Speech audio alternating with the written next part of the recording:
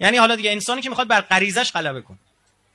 ما یه غریزه حیوانی داریم که مثل بقیه حیوانات باید بهش رسیدگی بشه، اما مبنای زندگی که اون نباید باشه.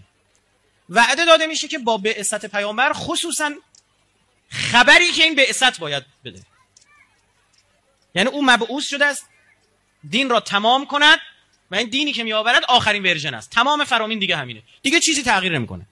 این دیگه آخرین ورژن، آخرین آپدیت. مثل زمان نمیدونم حضرت موسی نیست آپدیت جدید بیاد. در روز قدیر الیوم اکملت لکم دینکم، دینتون رو کامل کردم، نعمت رو بر شما تموم کردم و راضی بر این هستم که دین شما اسلام باشه.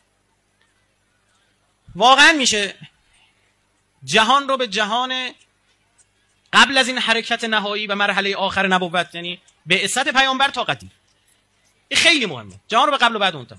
برای همین اصلا از زمان پیامبر به پیامبر ما در تمام ادیان الهی گفته شده نبی آخرالزمان، یعنی آخرالزمان با بعثت پیامبر شروع شد. الان 1400 سال از آن آخرالزمان گذشته، هر چی میگذریم به قولی آخرالزمان تر میشود. یه زمانی در همین صور فلکی اینطوری بود که بهار که میشد، چون بهار برای انسان مهم بود، خورشید میومد، هوا